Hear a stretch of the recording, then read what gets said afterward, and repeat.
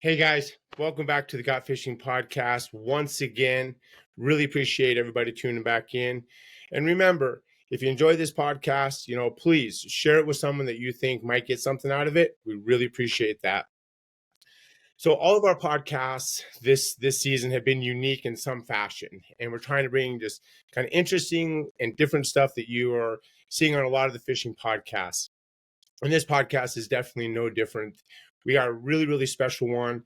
It's a little bit unique and really excited to be sharing kind of this idea that we're bringing to Got Fishing and a lot of the trips that we have going on. So my guest today is Scott Berman and Paul. I'm going to screw this up. Agostinelli. Close enough. Close enough. I just went over it too, so shame on me. But these guys run the Game of Zen podcast, and it's a really amazing podcast. They're just getting started on it, but they also both have really interesting and diverse lives that kind of tie into all of this. And so the first thing I want to give our viewers and listeners is an opportunity to get to know both Scott and Paul a little bit more and kind of what they do on their daily lives. And then we'll kind of get back to how this all ties together. So Scott, you and I were introduced probably about 2 months ago. Tell us a little bit about, I know a lot of it, but tell us a little bit about what you do on a daily basis in your real life and also kind of how you found this Game of Zen. Sure. Thank you for having us on, Brian. Really appreciate it. My name's Scott from Philadelphia, PA. Been involved in a number of companies over the years as an entrepreneur. I'm also involved in venture capital investing in the cannabis space. So I do a lot of investing there. My side job for about 35 years has been keeping stats for NBA basketball games. I work for the Philadelphia 76ers and I record stats during the game and feed them to everybody. So really appreciate you having us on and talking about the Game of Zen podcast. I've been a Buddhist fan of Buddhism and student for many years. And I was fortunate enough to meet Paul, which I'll talk about in a few minutes. Cool. And Paul? Great. Yeah. Also, thanks for having us on, Brian. It's a real pleasure. So, Paul Agostinelli is my name. I'm sitting in Boulder, Colorado, where I live. I've had about a 30-year professional career, primarily in technology. I've had some other entrepreneurial ventures, but primarily in technology. I've co-founded 3 tech startups in a variety of ventures, and kind of done the entrepreneurial game in startup, raising capital, running companies. Along that path, I've also studied Zen Buddhism very, very deeply. I was brought to it in my 20s and found it to be a real path of exploration and thriving. And I found myself really come alive in this practice of meditation that is taught in the Zen tradition. So I'm also a Zen teacher. I run a Zen center here in Boulder. I have a number of students who participate on a daily and weekly basis. I run monthly retreats. And I've combined my business experience with my Zen practice to bring Zen practice to the professional world. So people can interact with these kind of deep meditative teachings and principles in the context of their everyday lives and their everyday work lives. So that's what brought Scott and I together and was the inspiration for our Game of Zen podcast. Wow. Yeah, interesting. So Paul, you've been involved in it for a long time. Scott, how did you get involved in Zen and why did what made you seek that? How did it get brought into your life? So originally I was in my early 20s and my uncle became a Buddhist and moved to New York City. And he did a lot of things, around Buddhism. And I started to just learn from him. And I was really interested in it. Unfortunately, he got sick and passed away at a young age. And I sort of just wasn't thinking about it for many, many years. Then I started reading some more books. I had a health situation that I was dealing with about 7 years ago. And I got more spirituality into my life. And I read a lot of books. And I was into it even more on another level. During COVID, I was very fortunate to meet Paul and start to become a student. So I figured it was a perfect timing. I was sitting at home for a while and, I'm an entrepreneur and I'm interested in Buddhism. And here comes, a coach who's got a Zen practice but he's also been in my shoes as far as business goes. So I immediately really enjoyed it from the first time we met. We developed a very close relationship. And, over time, I just became I value what he teaches me and how it improved my life in different ways. So about a couple months ago, I just recommended that he do a podcast because he's so good. Paul's so good at what he does. And I was like, you know what, you should do that and put it out there. And he just said, I like that idea. You want to help me? And I said, I think I do. So that's how the game of Zen was started. A Zen type moment. Yes. It was. Yeah. So for our listeners, and I'm going to tie this back to fishing, and I think everyone's going to kind of really get it. But when you hear Zen and Buddhism, for some people, it's kind of this out there a little bit. What are some of the core principles behind the art of Zen? You want me to take that one, Scott? Why don't you take that, Paul? Yeah. Okay. Yeah, I think the essence of Zen as it relates here is that we all have within ourselves a basic core peace, basic stillness and quietness that's inside of us. But this gets covered over with all the busyness of the world and the busyness of our minds. And Zen is a way, the word Zen just means meditation, actually. And meditation, people might think of it kind of esoterically, but I've kind of rephrased it sometimes as active self-presence. It's just you're being fully present, but you're doing it in an active way. Because normally we have these habit patterns of our bodies and our minds that kind of put our whole self on autopilot. And this autopilot means we're actually disconnected from what's happening in the present moment, in our immediate experience, our immediate sensory experience, what we're actually connecting with in terms of other people and what's going on in the world. So these habit patterns kind of get in the way and separate us. But when we learn to work with these and really tune in to what is truly present within ourselves, we can find this core stillness, this core peace, this core quietness that's very, very sensitive, actually, and it's very, very pleasurable. It's very grounded. Mm-hmm. So, but it takes a practice of sort of turning inwards to find that. And when we find it and we can be from there, then we can meet the outside world in all of its chaos and complexity and activity. And we can even meet the internal conditions of our busy minds from that place, and it doesn't disturb us. Right. And life becomes much more joyful, happy, and connecting. Well, I really appreciate that. That's a great answer. And I like how you defined, Zen for people, because it's meditation. And I think that, a lot of people today can resonate with that. A lot of our listeners are obviously people that are world travelers. They're people that excel in their lives and are looking to continue to put practices in their life that, make them a top percenter. And whether you listen to, podcasts, self-improvement, to read books, always in the top 5 of things that you should be doing on a daily basis is meditation. Sitting down, and whether it's taking 5 minutes or 15 minutes each and every day to set yourself up for success seems to be a winner in everybody's book. There's a few things that people disagree with on what makes a great productive day, but there's some consistencies out there, and meditation is definitely one of them. So let me just add one quick thing, Brian. Yeah. It's easier than you think. And this is coming, Paul is the Zen master. I'm just a student, right? But it came pretty easily to me. The more I practice and the more I learn, it's not hard to work this into your life. And some people get intimidated by it. I mean, you told me one time that anyone can learn how to fish, right? Right. And it's the same thing with meditation. That's why these things go well together, because it's just, you sit down and you have a couple deep breaths. There you go. You're meditating.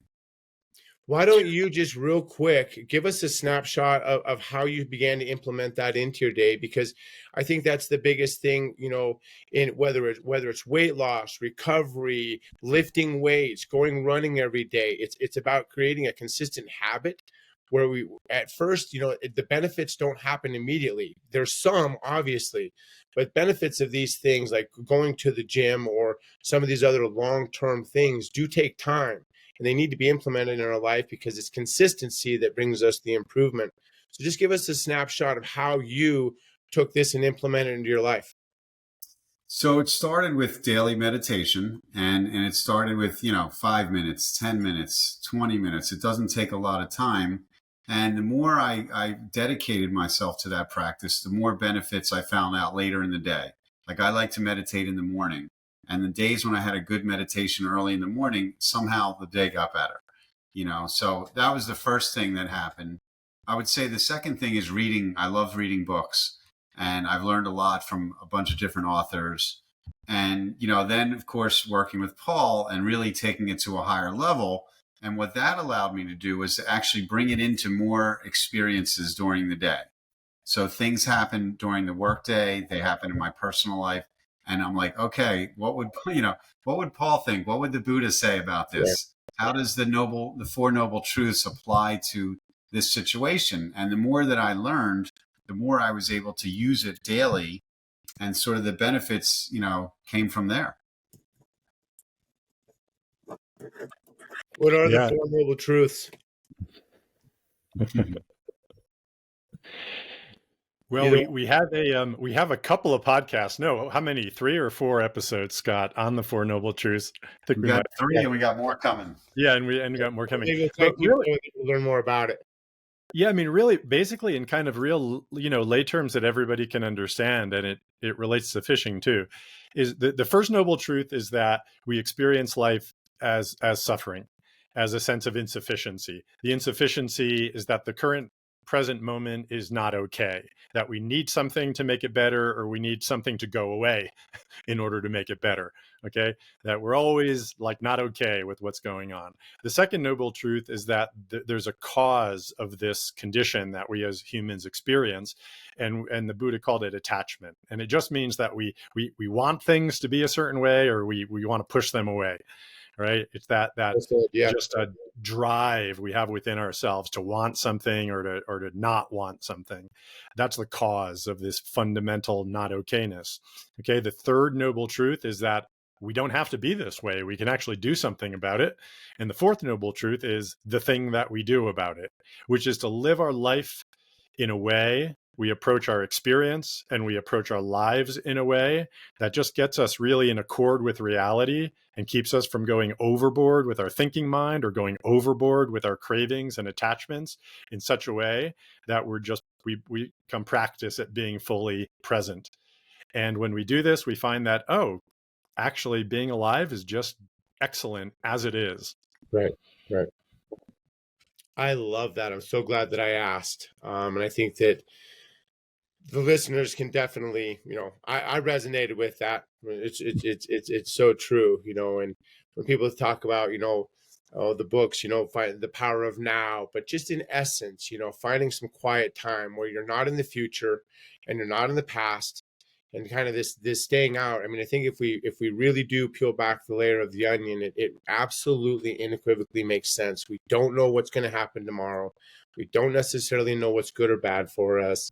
And this kind of thinking puts you in a place of, the reason that you're, at a happier state is because, again, the expectation level's down, the disappointment level's down, right? Because you're just taking things in.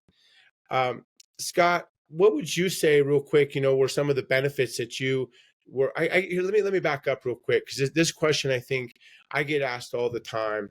When we talk about self-improvement, just as friends, and we bring up, the different things that you should be doing or that are suggested, I hear some of my friends say, well, what do you meditate about? Like, what are some things that, what you're sitting there, like, I understand the deep breathing and the whole 9 yards, but what should I as an individual be thinking about, right? Just to give some people some direction or some context to this.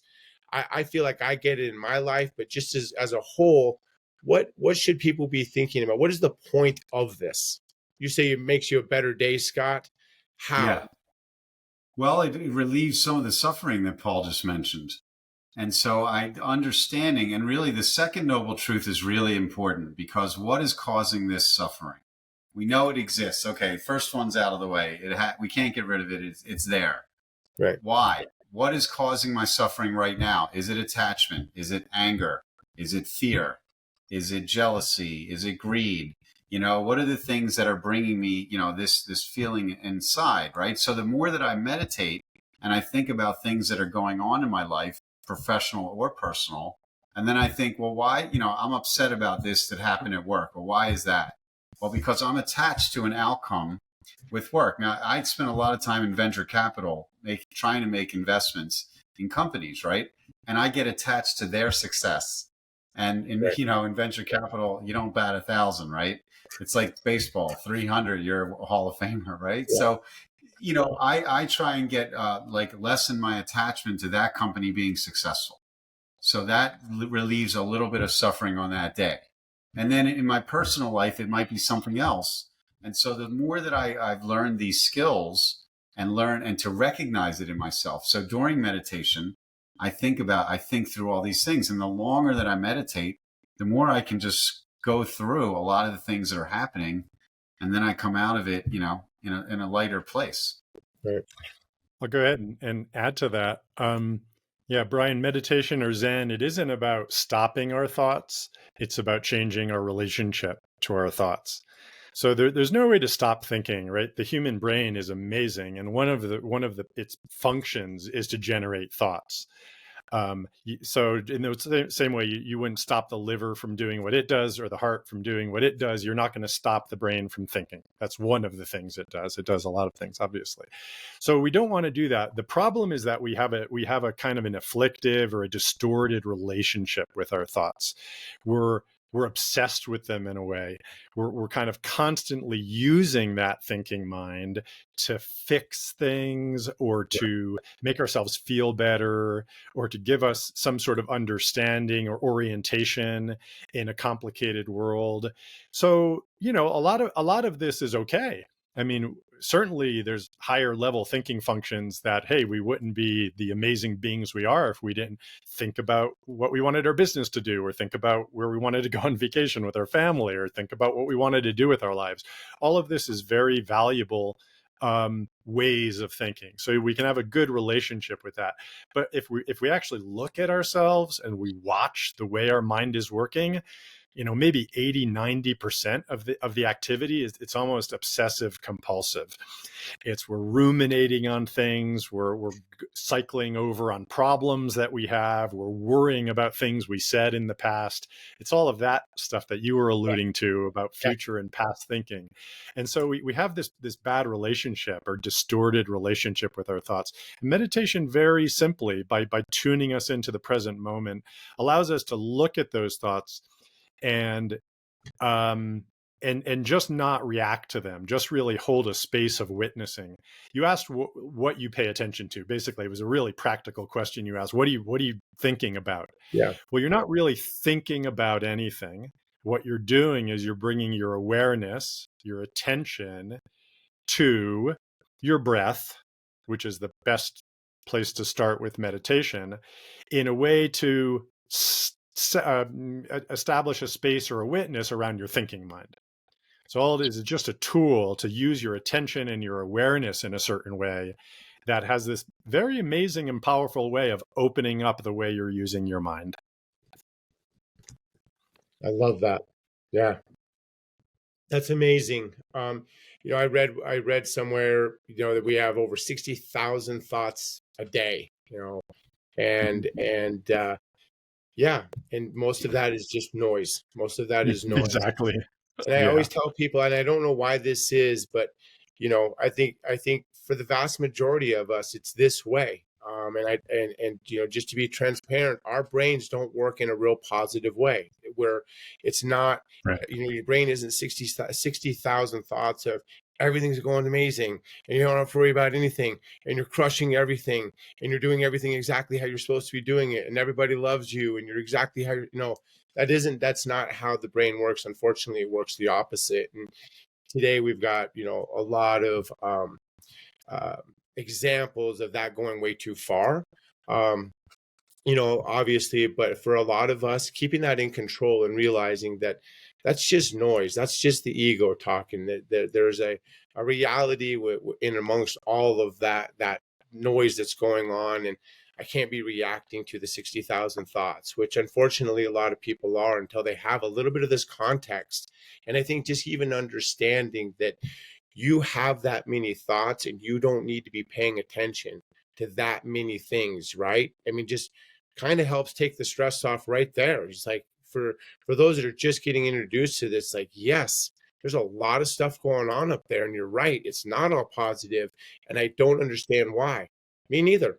It's just the way the human being was wired up, and that's the beauty of this kind of stuff, that it gives you an opportunity to just kind of get grounded. And I think that what you said, Paul and Scott, is a great segue to, like, how does this tie into fishing, right? Like, why did we decide to partner up on some of the hosted trips and stuff that we'll talk about here in a little bit? And this is where I think a lot of the people that are listening today are going to be like, yeah, you're right. And that's, the outdoors is kind of the essence of what we're talking about. Most people, when they're out fishing, whether it's conventional fishing or fly fishing, whether they've been introduced to this Zen meditation, being in the now, or just being introduced to it, it makes sense now. When you're fishing, you're like, you're right. My mind does calm down.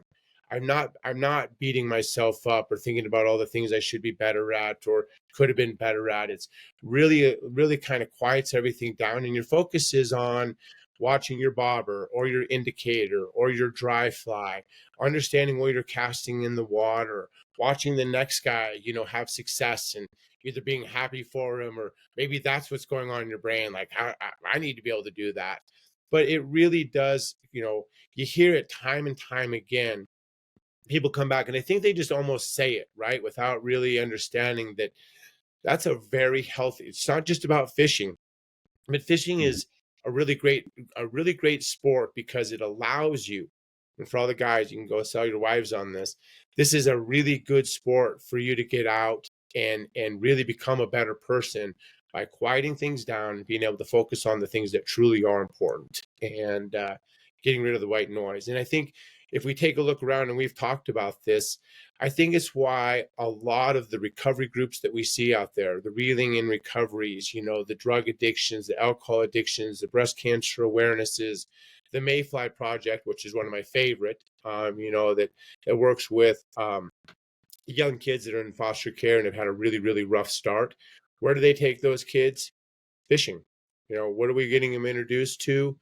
Fishing, conservation, being by water, respecting the land, stuff like that. And what do we hear time and time again?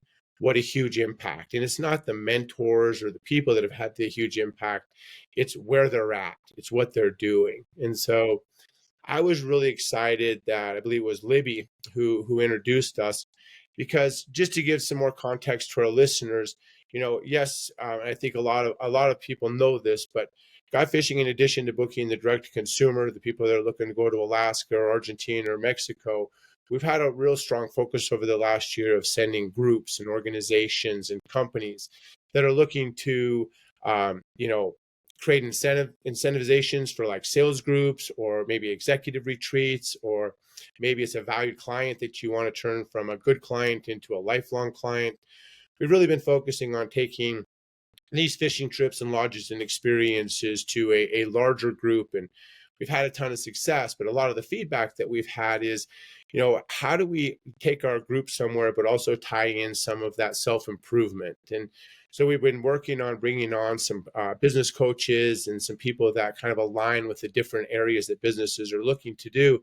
And then we ran into you guys. It was almost like a gift, because most of the companies that we're looking at and talking to, what they're looking to improve is, especially today since COVID, is mental health, right? Making sure that my people are really doing well and are at the top of their game, mentally, physically, and hopefully spiritually. And so this idea of bringing this art of Zen, where we become a little bit more in tune with life and are able to handle not only life's problems, but maybe company problems and how we interact with each other, has been huge. And I've actually shared this with a few people, that are top executives that own companies. And really, really excited about, our first hosted trip that we put together that is going to give people an opportunity to come here. But you guys are also avid outdoorsmen. I mean, you, Paul, you live in Boulder. Talk us a little bit about what you hear from your people about the impact that the outdoors has, not just the meditation, but the meditation mixed with getting outdoors in nature. You want to take that? I think there's a real strong connection between Zen and mindfulness and the outdoors. I know, we all feel it when we're out somewhere peaceful and beautiful. It could be a lake, a golf course, a river. There's a strong connection. So they definitely go hand in hand there. And to me, it enhances the experience. So when I'm out, and I have a national park right near me, and I go take walks, and I'm looking at the trees, and I'm meditating, and it really I get into the whole scene of it, right? And I'm excited about doing it in fishing too, because fishing is very relaxing. It's very spiritual, just you and the fish and the water, and so on. And so I think it's really, it goes really well together when you have like meditation and mindfulness, and then you go out and fish, and then you think about, that later in the day. I think it's a really great combination. And when I first met you, Brian, like you had a great picture of the corporate benefits or the group benefits of these trips, and the way that it's not just learning how to fish. It's team building, it's networking, it's connection, building a good company culture. And so that's exactly what Paul teaches. He really teaches how to bring Zen into your company, how to help with your employees, your coworkers, your spouse. And so I just think it's just a natural fit, and you get the benefit in both ways. Yeah, Totally I'll go ahead and take the baton on that one, Scott. Right on. And I'll come out and say it. Fishing is Zen. It's just a perfect Zen practice. I said at the beginning that Zen is about connecting with our intrinsic stillness, silence, or quietness, and then space, really connecting with our inherent space, which is nature. So fishing like brings all this alive, right? We're really still in our bodies. We're in a quiet environment. So we want to put ourselves into an environment that supports that, so we can generate the internal qualities of stillness and silence. And fishing is perfect for that. It allows us to do that. But it's being done in a space of nature, which is really important to do it, because when we're in a fabricated environment, a constructed environment, it tends to stimulate the mind in a certain way. So it's kind of like we were talking before, Brian, you were saying those 60,000 thoughts that we have every day. Yep. One way to look at that is that we live with a crazy roommate, right? That's one spiritual teacher talks about it that way, meditation teacher. And I tend to think better, let's say, with a bunch of crazy roommates. right. We're all always living with a bunch of crazy roommates in our head. Okay. So going off on a fishing and literally getting out of your house supports you getting away from the voices of your crazy roommates, right? So you're getting out there, you're getting out in nature. And now instead of connecting with your habituated internal crazy roommate voices and the space that you're used to in your world, your office, or your home, you're now in this incredibly sublime environment of nature where things are just going along of their own accord. There's no extra thinking that's happening that's creating problems. But it's moving and it's alive, it's organic. We don't want to be frozen. We're not trying to like stop everything. We actually want to be in attune with the natural changes, the movement of the river, the movement of your body, on the shore or in a boat, right? The movement of the sun across the sky and how that is reflecting on the water, and then you pay great attention to the bob and to the line and to the current, right? You're just organically connected to all this. This is exactly the practice to allow you to get out of your own way, and all of those reactive systems just kind of fade away. And to the final point of how that works and how it can work in a group setting. When a group does this together, it's like everybody's nervous system gets reconditioned together to sort of connect with each other at a deeper level. If you do it on by yourself, it happens by yourself. Your nervous system is getting reconditioned. And then when you do it as a group, you're all getting tuned to that together. And it's a very deep and very profound and very real kind of capacity that you're developing within your team. I totally agree. It's funny. I do a lot of hosted trips around the world, and we'll book. We'll take anywhere from 6 to 12 people, and all of those people often come from definitely diverse backgrounds, and many of them different religious backgrounds. Certainly today, different political backgrounds, and yet we always say keep those things to yourself on this fishing adventure. But what I find is that when people get out there fishing and let all the noise of the world drop, how with complete strangers, this isn't even in a company environment, so you can only imagine that would be 10x, but just a group of people who have never met each other before coming to a lodge and sharing that experience, whether it's consciously or unconsciously, right out on the water. You might even be fishing with each other today, but this is just kind of that overall what the environment of fishing, being outdoors, and it does for the human spirit.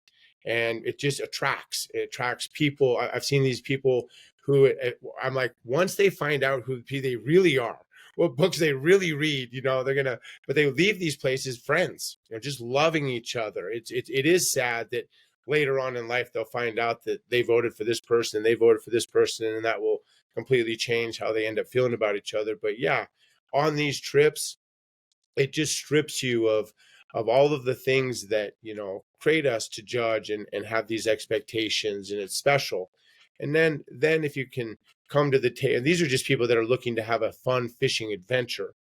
But now when we're bringing a company out there, or you're bringing a group of people that are very serious about recovery and getting their lives back together, yeah, it's you hear it from them. I've taken veterans, wounded veterans, out fishing, and the impact that it has on them it's immense, and you're hearing it right from them, the impact that something like this has. And it isn't just about catching the fish, it's really how you feel internally, which I want to touch on just real quick. I want to give the listeners some tools, because it's funny how, as I'm thinking through like all of the different clients that I have, yes, in order to book a trip, a fishing adventure, you have to have, a little bit of wherewithal. These things aren't free, but I'm thinking through the list of clients and the people that I talk to on a daily basis, and they're all really, really successful people. So whether they know it or not, I think fishing has had a major impact on their life. And is it the direct result of why they're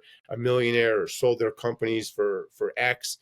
No, but I have a feeling it did play a bigger part in it than they may realize, right? Because if we go to the gym every day, or if we go do these things that are a benefit to us, they are going to improve our lives. And I don't think that a lot of people may walk away from the river or the lake or a day of fishing knowing that they feel better, but not maybe really putting their arms around how beneficial that really was. We understand we walk out of the gym. We understand we walk out of some talk that we paid for with some inspirational speaker, or we just got done reading some book of self-improvement, right? Or completed a challenge. But, being on that hike, going out there hunting and fishing with your friends or kids, it has a bigger impact on your life long term than maybe you're giving it credit for.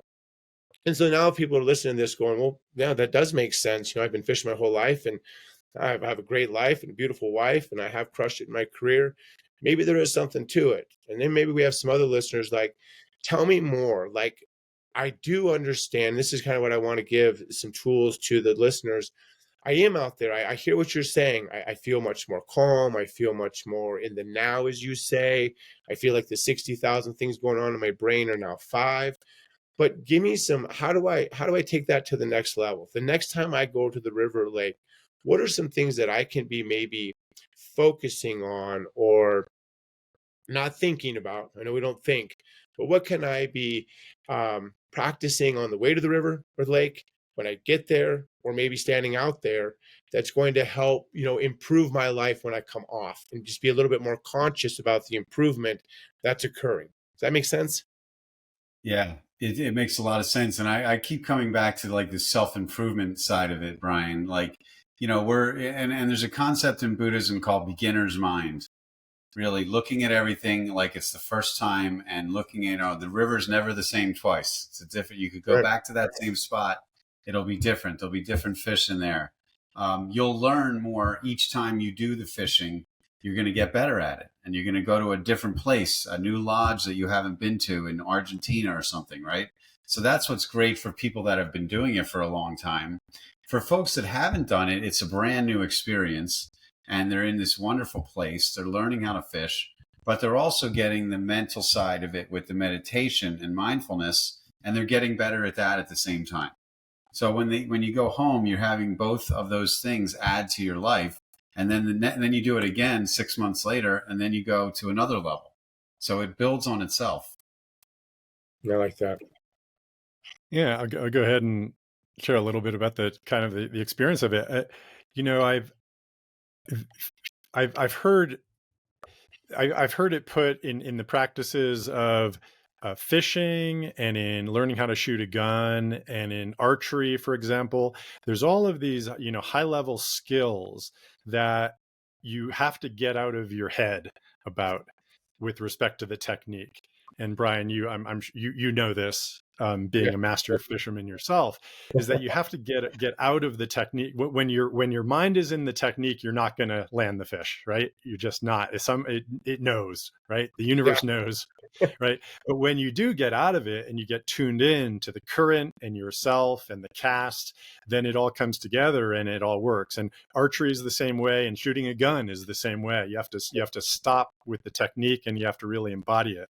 So that's all just kind of a frame setting for the practice, is to, as you're walking to the river, we get out of our, there's a way to work with our senses in a certain way, our six senses, that kind of helps us with this.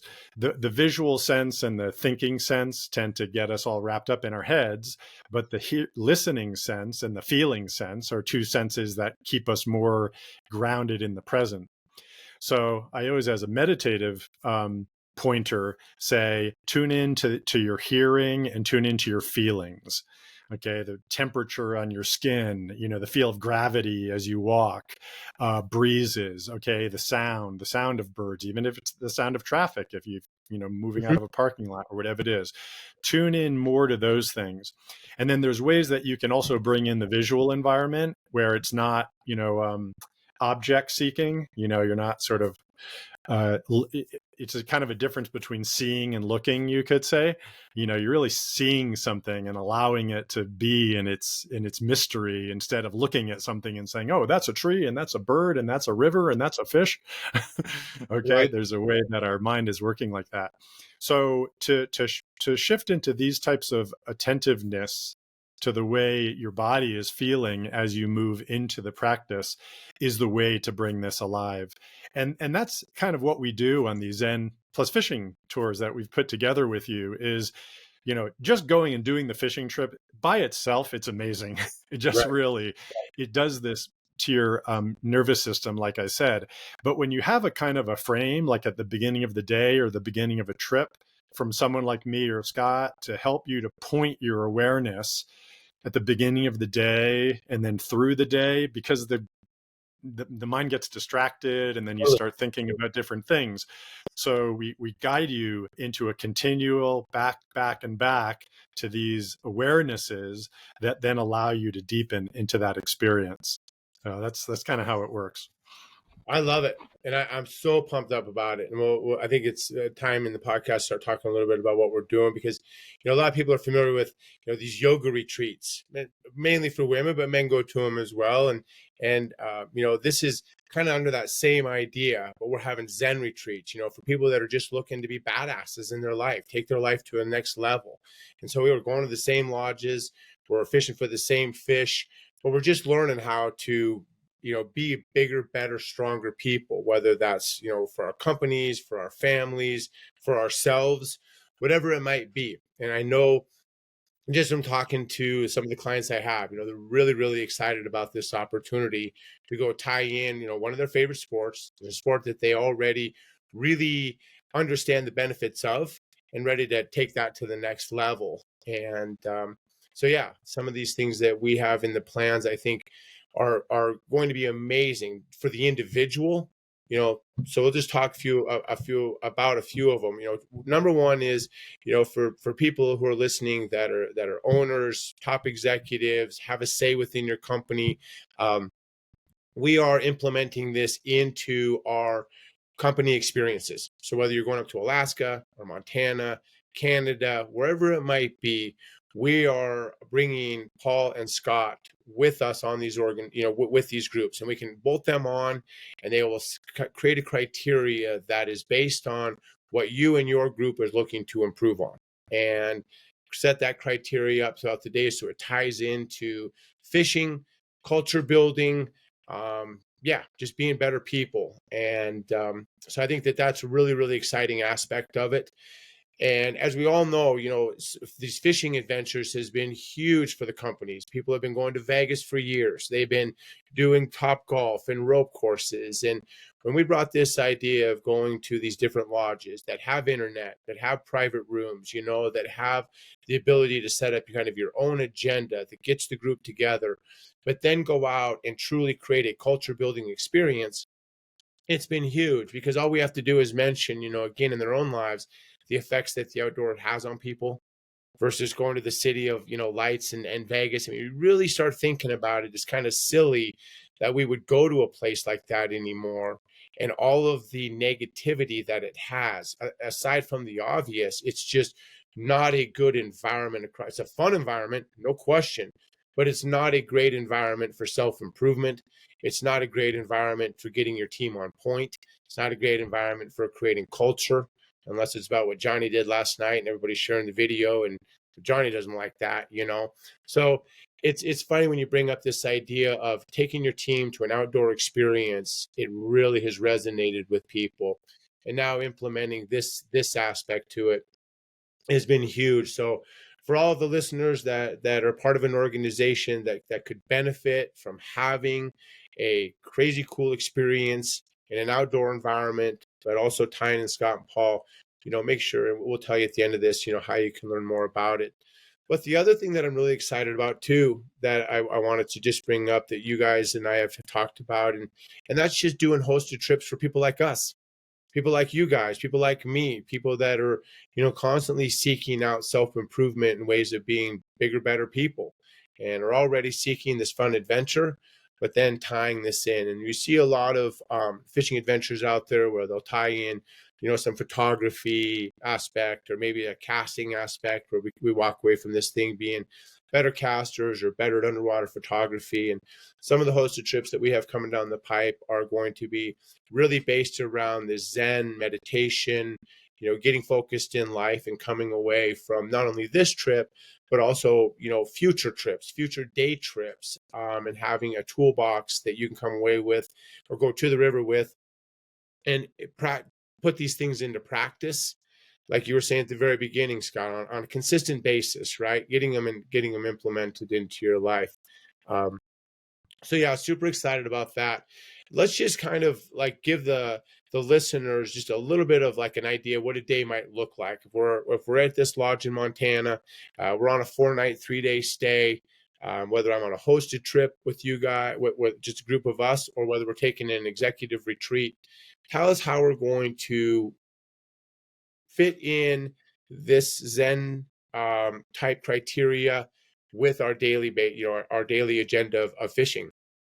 Scott, Paul, whichever one you guys want to take it. So take that one. So I think the plan, and there's certainly a lot of flexibility in what we're going to do. We want to start off in the morning with meditation, and it could be group meditation, it could be one-on-one, and we want to just get people in that zone, right? Then there's a long and wonderful day of fishing. After fishing, we come back and we have coaching sessions. So we can, again, group coaching or one-on-one coaching for individuals, and really think about, like, that's where you can kind of, you have a lot of thoughts when you're out there fishing, and then you come back and you meet with the coach and you talk about something you think you thought about. And then, the evenings are for, drinks and dinner and hanging out with your folks and your friends and your colleagues. And so it's an awesome day, really, from start to finish, and it's a meaningful day. because you're in a great frame of mind. You've had a great day out on the water, and you've also come away with it with knowledge Yeah. and advice for for your team, and then you build that camaraderie and culture. Yeah, and I'll add a layer to that. The meditations will be guided, so we're not going to just sit in silence for 30 minutes. People Right. kind of Right. find that challenging, but they'll be guided in a way that's very interesting and also powerful based on my practices. And we'll do that in the morning. The morning and the evening are great times to do those because our mind is working in a different way. So we'll have some of that guided meditation in the evening as well. We might even be able to have some of that in the middle of the day, during the meal. We can do some mindful eating and guided reflection in a certain way. And then the individual sessions can really meet people where they're at. Any group may have a specific intention around where they want the individual development to go, and I can meet them wherever the group wants to go. And then finally, there's also broader themes like leadership or teamwork, or very, very specific themes. And if we had a specific one for that tour with that group, we would have some customized practices around that. Yeah, Yeah. I just want to add one thing to that is Yeah. that the company, like let's say it's a boss and he brings 7 of his top employees, we want to meet with them beforehand and say, what are you trying to accomplish Right. as a team or as individuals, or what do you want this person to get out of it, right? And so that way we can figure out. That's why I like it, the flexibility here, because we can design things that'll be more productive for what they want to accomplish at the end of it. Right. I think that's one of the reasons why a lot of these organizations have been resonating with this, is because, yes, we have multiple locations to pick from, but it kind of has the same idea. We're going to an experience, and then we can then take how many are coming, what is the spirit of the trip, what are we trying to come away with, what is the purpose and point of taking this particular group, so that then we can take it and mold it into the absolute perfect experience for them, both on the fishing side, the location side, but also this coaching and meditation side. So I think it's amazing, and it's definitely something that everybody's hearing about. Like we talked about at the very beginning, there's these different practices that we can be doing on a daily basis to improve ourselves. And I really believe that people like this idea of meditation, maybe even like it more than going to the gym, because it doesn't take an hour, right? And the benefits are massive. Not that you shouldn't still go to the gym. This isn't a supplement, Mm-hmm. but I think people are like, I got 10 minutes, I got 15 minutes. And so I think, one of the things I'm really excited about this trip and want the listeners to know is that this is also kind of your jump start. These hosted trips that we're going to be doing are your jump start. Like Paul was saying, they're going to be guided meditations. So this isn't this woo-woo stuff where we're sitting around humming and all. It's really you learning how to get up every morning and put yourself into a state of mind that's going to help you crush it. And all of the other 60,000 conversations that come up, real or not real, it gives you the ability to get through them in a manner that you want to get through them. You see yourself as that kind of person, and these are just giving you the tools to be that kind of person and to handle tough discussions or tough days in a completely different manner and see things differently. So this isn't just about, for the listeners, just showing up and even going through a guide. This is about, learning a practice that is going to really improve your life as an individual. And so, yeah, we know the Yeah. benefits of fishing. Go ahead, Paul. Yeah. Thanks, Brian. And yeah, I wanted to say, Scott and I are both business mentors and executive coaches as Yep. well. So we're bringing that into the work that we're doing here. It's not done in like an overthinking manner. We're doing it in an environment in which, you can really find the answers to your questions and find your deepest inspiration and creativity in this natural setting with these natural practices. So we're not checking out, we're not going to sleep, we're not doing any woo-woo practices. It's actually really bringing this in a very fun, relaxing, engaged way, but we're bringing your work functioning, your work mind, bringing a deeper inspiration to it. It's not like we're just checking out from those things. So I really appreciate that, because one of the things that bugs me today is people who tell me how to improve my life and haven't done it themselves. Right? I Yeah. mean, it's like Yeah. they have all of these answers and all of these things, and if you listen to it, it makes sense in a lot of ways. But coming from somebody who is been successful in business, is a successful business coach and entrepreneur. I mean, both of you, and these are the practices that you're putting in your life to become as successful as you have. That just makes it like something I want to listen to. That brings a lot of value to that.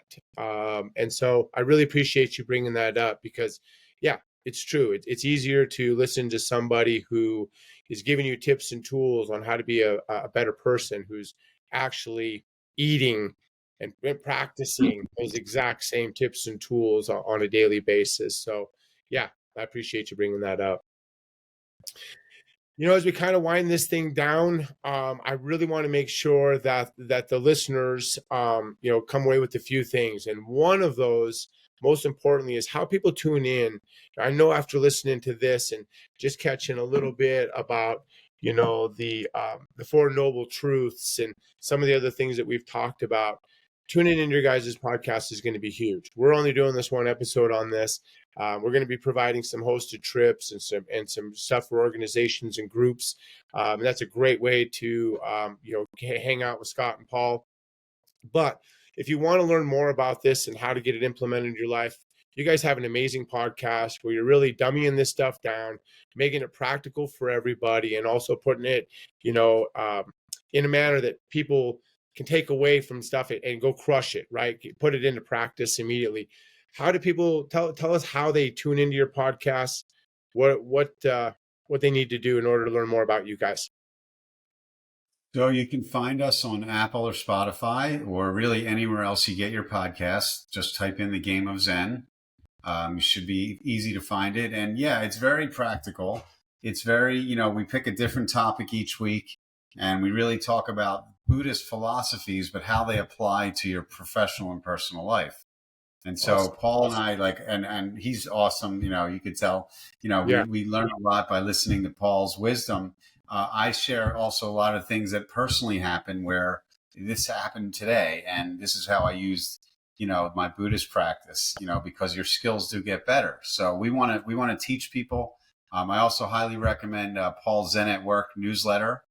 And he has coaching sessions available. So on his website and so on. So I think that's just another thing that we want to do to just help people and, coach them a bit. Well, I love that. And I really hope that people tune in because, again, like I was saying, what I really appreciate about you guys is that there's a lot of, big name speakers out there with big podcasts and their message is phenomenal. I listen to it too. But I often say it's nice to have someone that's a little bit closer to home, meaning someone that I can resonate with a little bit. I haven't sold my business yet for $2 billion. I haven't created some massive exit strategy, that puts me in Ferraris and in my sixth home. So it's nice to be able to talk with people that have been very successful, but a success that's in my universe, success that I plan on obtaining. And I think that, yes, what those other people are saying is absolutely valuable, but I do think that it just comes differently coming out of people like you guys, yeah, are having the same success that I'm after, and that many of the people that I hang out with are after, and are obtaining it through these practices. So, yeah, I can't tell you how much I've enjoyed just hanging out with you guys the last couple months and just learning a little bit more about this myself. Because, like I told you, and really kind of why I've been asking the questions that I've asked is I wanted to implement this meditation into my life, and having through you guys some better understanding of what that focus looks like and the breathing and stuff. And so, and Paul, obviously we've got the podcast, we've got the newsletter, but there's also a lot of tips or like apps and stuff out there when people like with the breathing or just a little bit of guided meditation to get people started. Is there anything out there that you could give the listeners that they could download or get connected with that could help them with focusing on their breathing for the 5-10 minutes in the morning? If I want to wake up tomorrow after listening to this podcast and I want to start implementing this with my cup of green tea right before my 30-minute workout, and I'm willing to sit down for 10 minutes in a quiet spot, what tool could you give me as a beginner to help me get involved in this? Yeah, I think the two best apps probably just for beginners are Insight Timer and Headspace. I think are decent Okay. Insight ones time to and get you a good Headspace. framework. Yeah. Great. We'll try to have links in that in the bottom, but I appreciate that. Well, guys, for the listeners, be on the lookout. Hopefully you guys are signed up for our newsletter. Get signed up for Paul's. But in the very near future, we'll be announcing some of these hosted trips that we've got planned, where we're bringing top men and women together. They're just looking to improve their lives and implement some of this stuff. And then, obviously, like we've said, any of the team leaders out there, business owners, top execs, or just anyone within an organization who knows that their company is looking to truly value their employees and do cool stuff for them that's actually going to be a win-win for the team and for the business, check us out. Gotfishing.com, under our corporate trips. I think you'll be really excited about some of this stuff. And then we've also partnered up with Scott and Paul, and we also have some information on them on our website as well. So guys, really, really appreciated this. You guys taking the time in the middle of your day to jump on this huge podcast that we have going on. But I really do appreciate this one. All jokes aside, I think that this is something that is very shareable. And so again, I'll ask the people that are listening, please help us grow, but please help get this word out, about what we've got going on by sharing this with someone that you think would find it of value. Make sure you tune into these guys' podcasts. And thank you again for tuning in, because big or small, we wouldn't be anything without you guys. So we really appreciate it. And thank you, Scott and Paul, for tuning in or joining us. So thank you, the audience, for tuning in. Thanks, Brian. It's been a pleasure. Thanks for You guys have a having good us. one.